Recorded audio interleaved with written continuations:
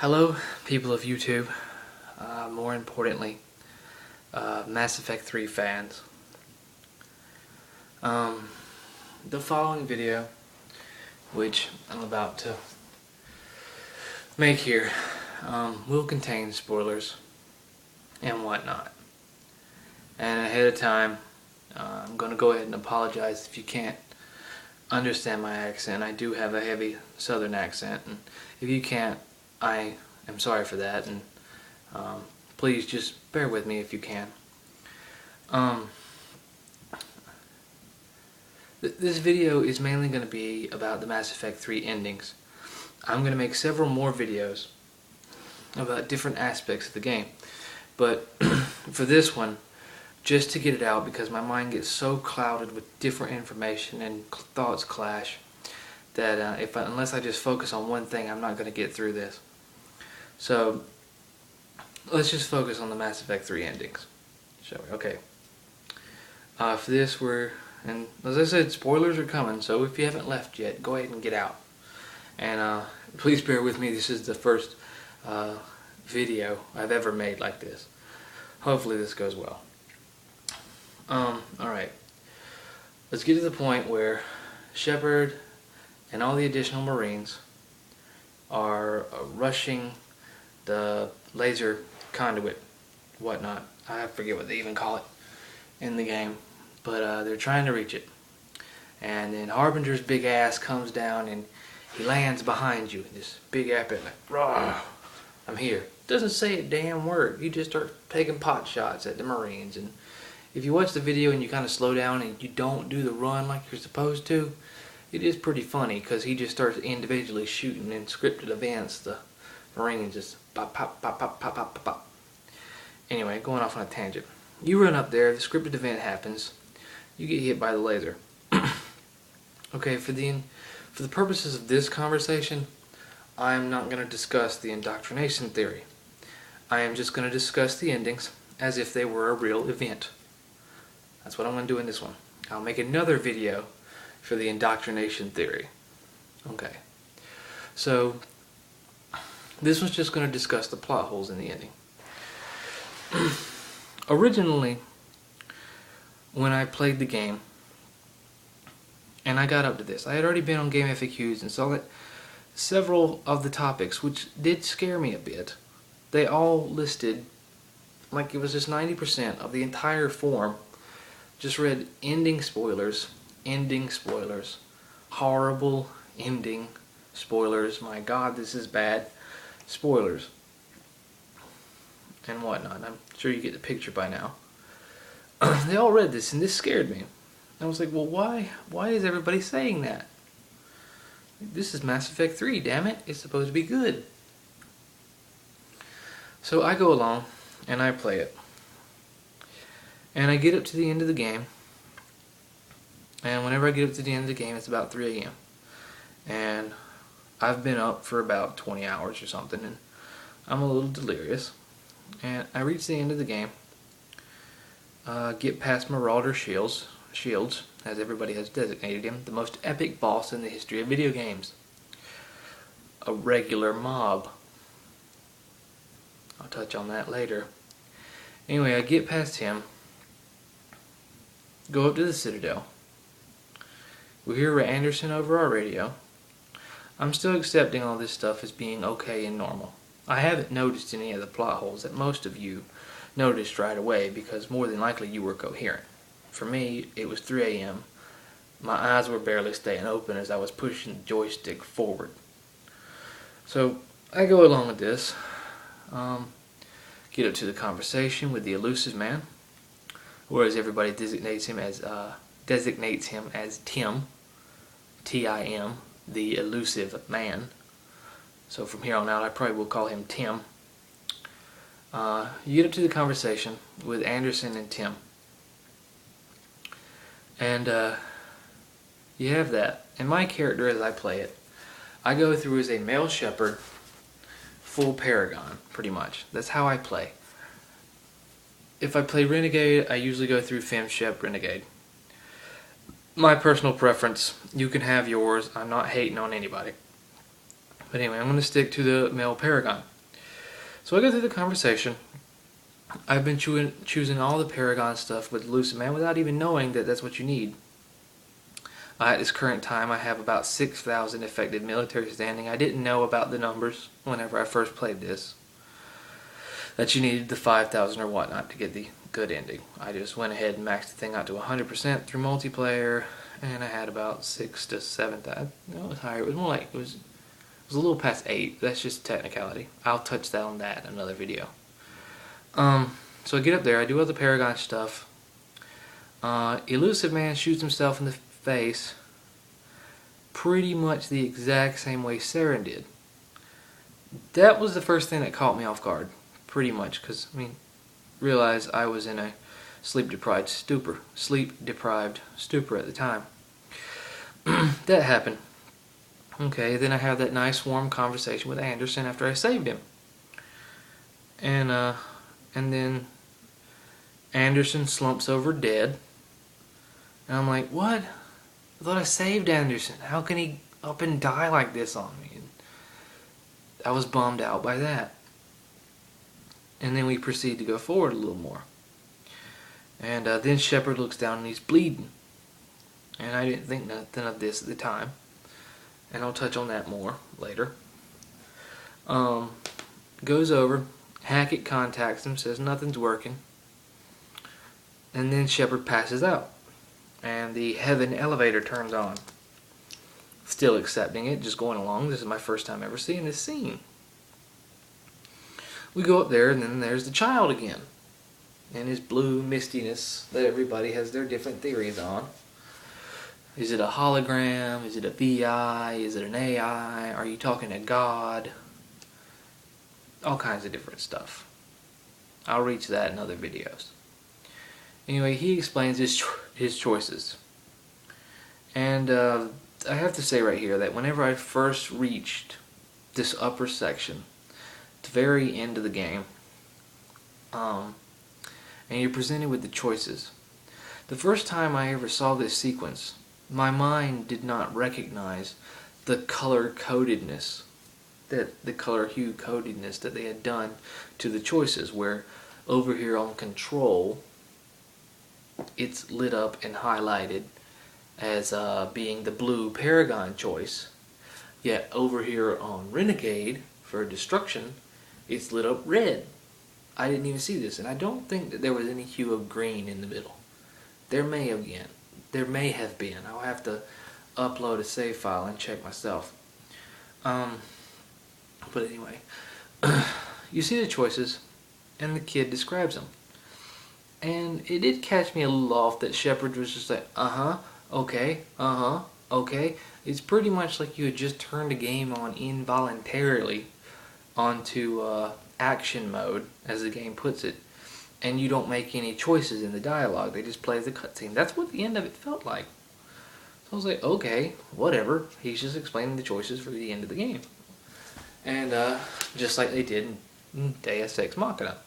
And at the time, I was fine with that. I still couldn't, even at this point, I couldn't tell why people hated the endings. So so he went through his choices, goes to the destruction choice, says you can do this, it will destroy every single Reaper, but that choice also destroys all synthetics.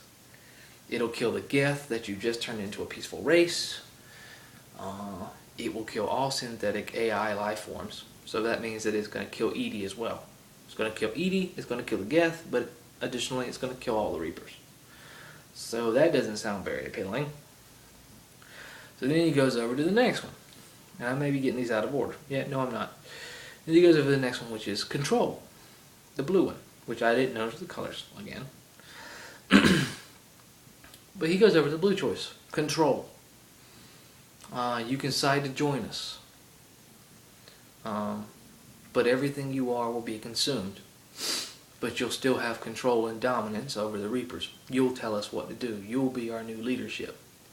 But you will die. That's the catch. You will die. But you'll control the Reapers.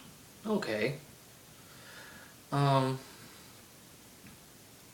he brings up that there's a third option. Then he makes this one sound like flowers and rainbows. He said, there's a third option. You're like, what is that? He's like, synthesis. You are partly synthetic and human. You are a cyborg. So that if you integrate your essence into the beam, it will send out a massive shockwave that will rewrite, sorry, my voice is going, that will rewrite the DNA of the galaxy. And I was like, okay, it's just going to take my essence. I didn't understand at the time that take my essence means that we are going to atomize you into a Rice Krispie treat. And you're going to die in this ending as well. There will be peace in the universe, but you get to die. I didn't know that was part of the stipulation with this.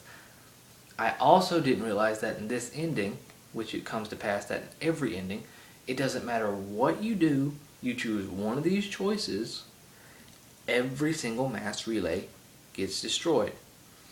Now, apart from playing the Arrival DLC and pointing out what happened whenever that relay exploded, let's just accept, okay, it went poof. That's all it did. It just went poof. The relay's gone. Solar system's still there. Relay's gone. So now, all intergalactic travel is destroyed. Alright, that's the price we had to pay. Okay. So you do that. Make your choice. I personally went with synthesis the first time because it sounded like the best option. Everybody gets along. I've been Paragon this whole time. That's just what seemed like the right thing to do. Rewrite DNA, everybody becomes peaceful, a new utopian society develops.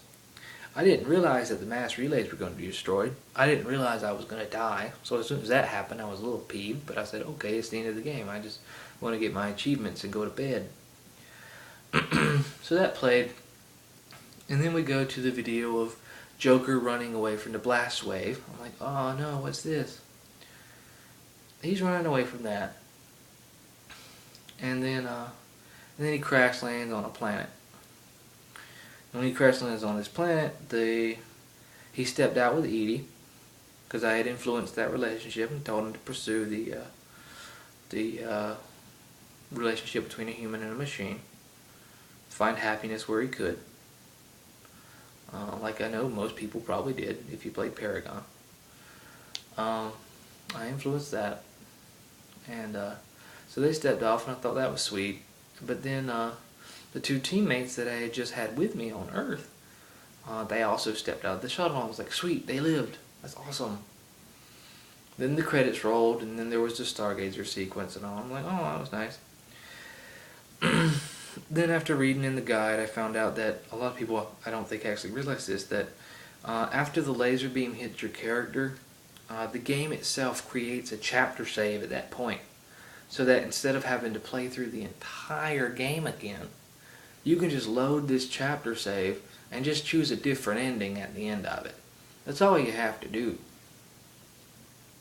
So that way I went back through it. It's a 30-minute sequence every time because you can't skip much of the dialogue because the elusive man, or Tim, he's moving around.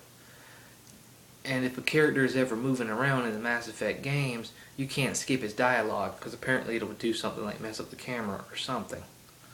So you can't skip dialogue when people are moving. And he's constantly walking around during that conversation. So you can't skip any of it. You have to sit there and watch it all, which is okay, and I can understand that. So I had to sit there and go through all that conversation again, and through this part I'm slightly falling asleep because by now it's like 3:30, 4 a.m. I've been awake for over 20 hours. My mind's losing it. So I get up there and I do the control ending, the blue one. And Shepard gets completely destroyed and completely vanishes. I wasn't expecting that.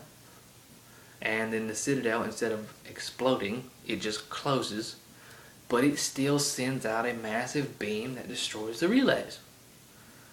I'm like, okay.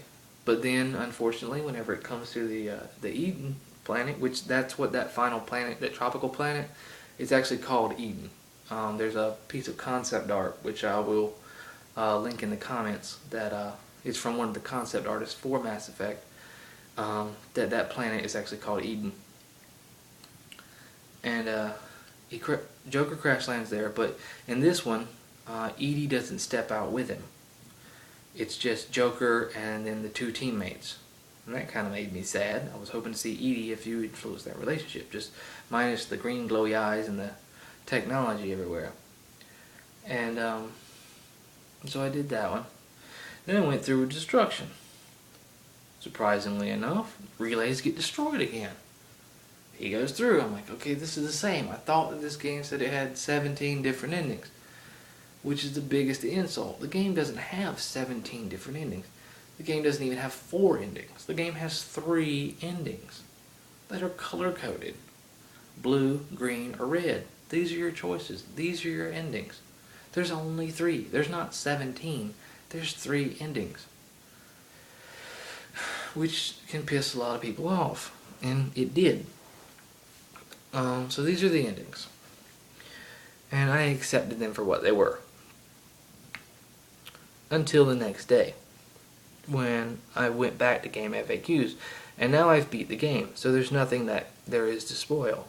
I've seen all 3 endings, and I even saw the extra little snippet at the end of the Destruction ending where it's the only ending where Shepard actually lives.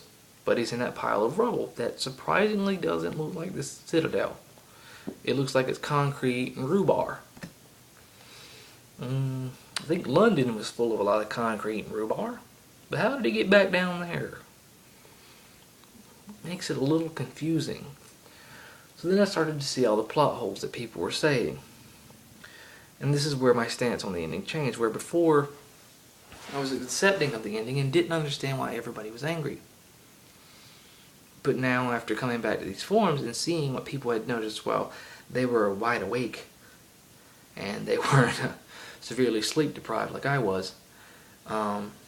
They pointed him out for me. And my stance changed to, this is really a dick move. Okay. First you go up there, and the first inconsistency that happens is through the whole game we've had heat sinks and ammo. But in this one, Shepard's given a gun that he may or may not even have had equipped.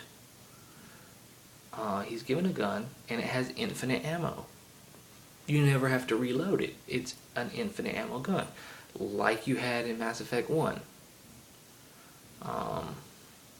So you have that. Over the radio, it says everybody was decimated. The entire group of soldiers that had charged that laser beam. It said that they were all wiped out.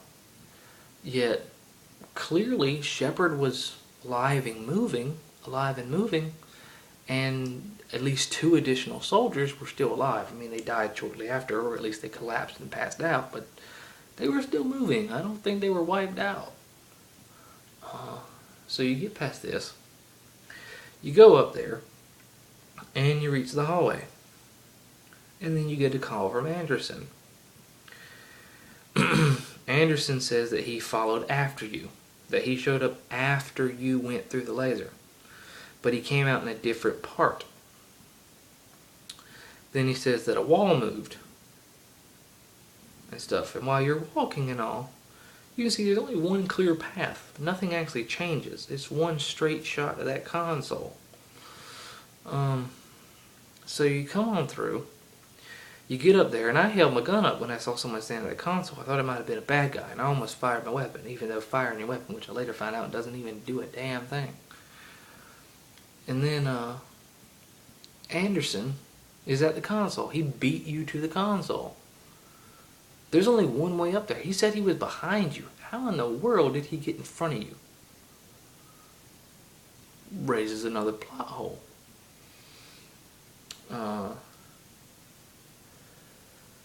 And then the elusive man comes out as a Borg. I said Borg from Star Trek, the Borg. That's kind of what he looked like, minus the green color tint. It's now blue for the husks. And all the Reapers, their color code is blue.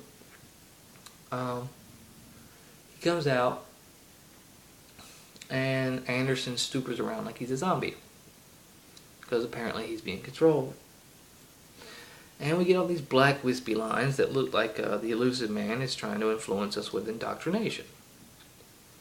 And we talk him down and on, we get him shot. Okay.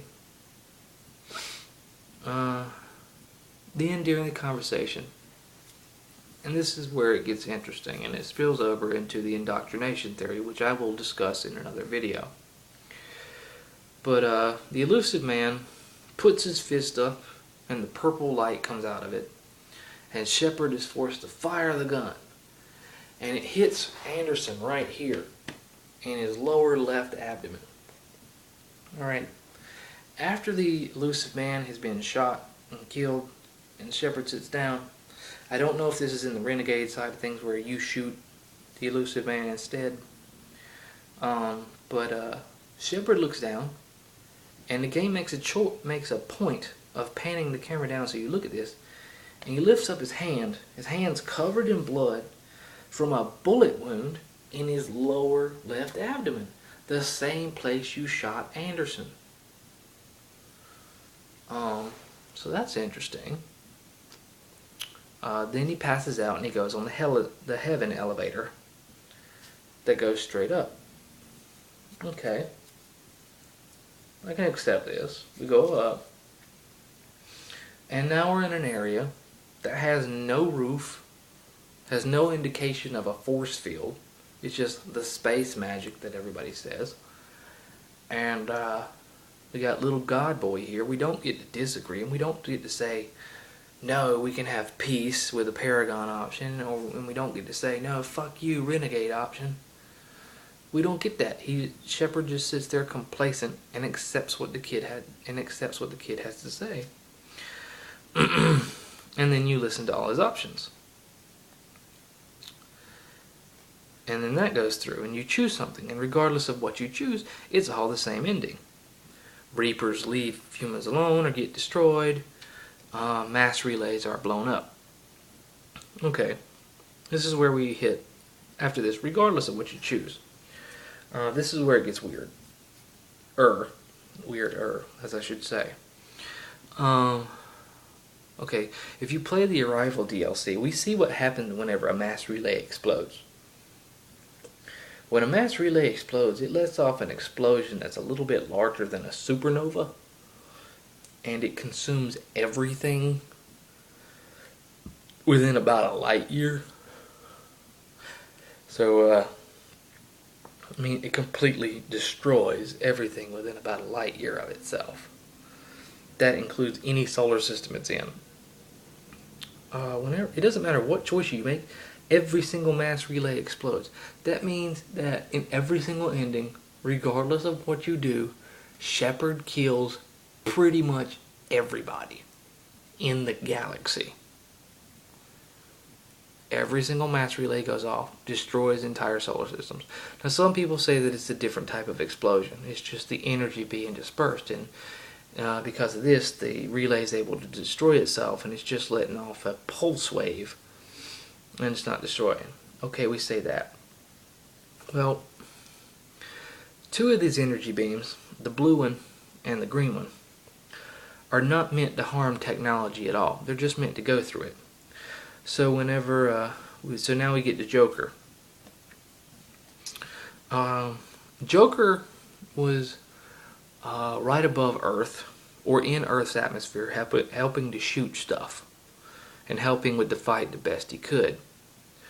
Apparently in this ending, we're led to believe that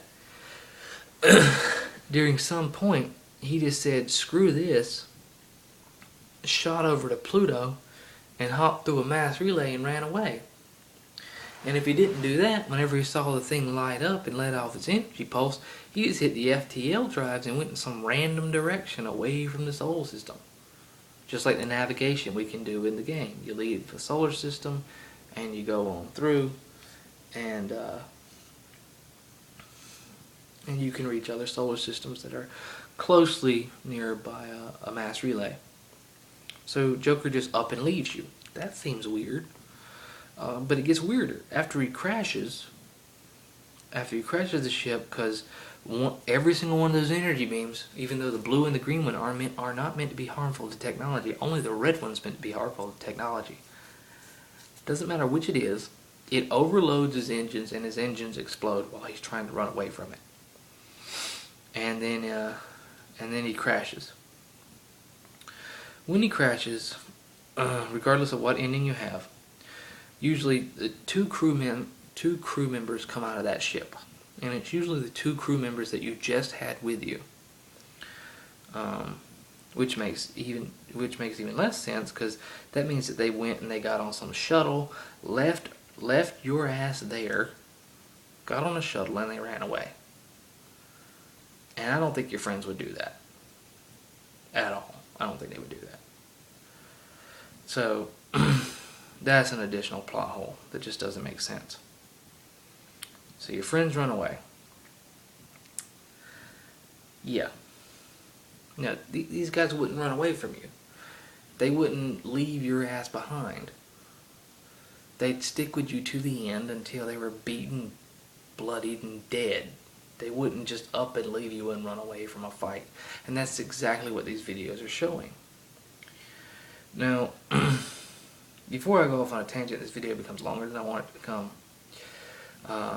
In my next video, I'll discuss the indoctrination theory, which makes all this stuff actually make sense. It's the only thing we can come up with that makes sense. And even if it's not true, and it's never going to happen, it's the only theory that makes sense. And I'll discuss that more in the next video. So thank you for your time, and good day.